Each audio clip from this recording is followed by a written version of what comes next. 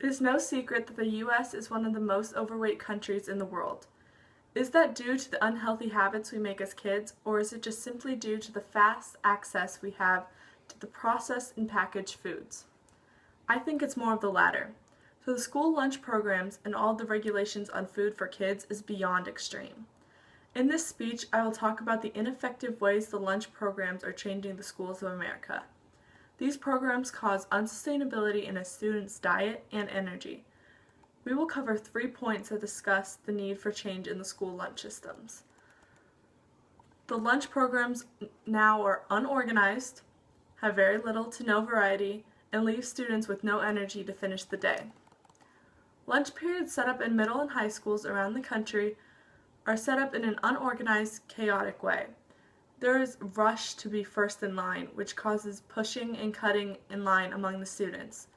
This kind of chaotic activity is harder to monitor, which makes the jobs of the teachers overseeing that period more difficult. If these periods are making the teacher's job so difficult, why don't we change them? Most of it comes down to the flaws in design of the program and area which the lunch is held, and, of course, money. Schools lack the funds to redesign their lunch programs to fit the national guidelines and run in an efficient manner.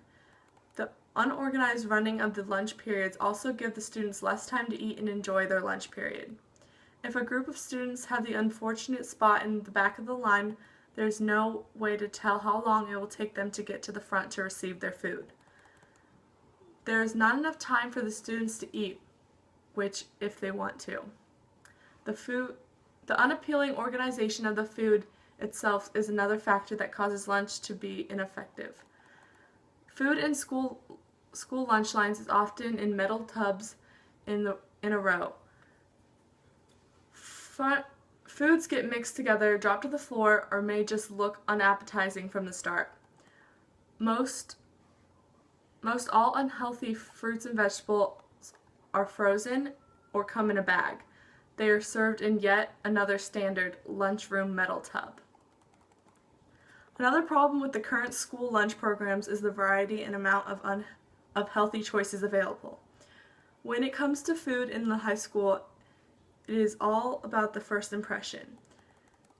In the case of school lunches, a book is judged by its cover, meaning the food must look good to be chosen. If the vegetables are dull and squishy and the fruit is brown, it most likely will not end up on a student's plate. In a blog run through a group Do Something, a study was conducted over the course of 2 months in 2012. This study collected over 7,000 photos of students' lunches in the blog, then had readers vote on the photos, categorizing them as eat it or toss it. A large number of the pictures seemed to be inedible, to say the least. Schools also seem to be just scraping by when it comes to following the USDA rules. Many schools think that cutting down the portion size is making it healthy. Most rules not followed are due to what else but money. The variety of food choices is also causing students to stray. There are 1 or 2 choices that are guaranteed to be edible, but those 2 choices are pretty much consistent throughout the year. Unless you want to take a risk with the unappetizing beef stew, although there is a worse scenario. Schools sometimes recycle food. For example, at my school, sometimes uneaten food is left in the original serving trays and are refrozen and used again the next day. There is no problem with this over the course of 1 or 2 days, but however, this is not the case. The food is frozen and reheated and frozen again over the course of a week or 2 weeks. I don't know about you, but for me, that is extremely unappealing. The last problem with the lunch programs is the way they impact students. With the National School Lunch Program going into effect during the years 2012 to 2013 school year, a total of 1,086,000 students stopped buying school lunches, according to the Washington Times online article written by Elizabeth Harrington in 2014. Those new standards went as far as to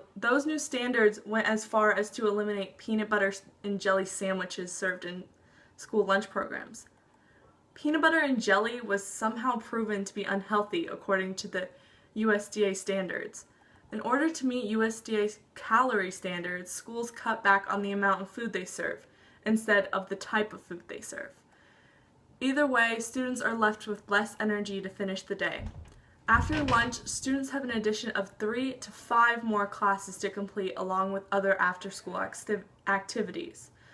After the first 2 classes, after lunch, students crash and become unfocused and are unable to finish the day to the best of their ability.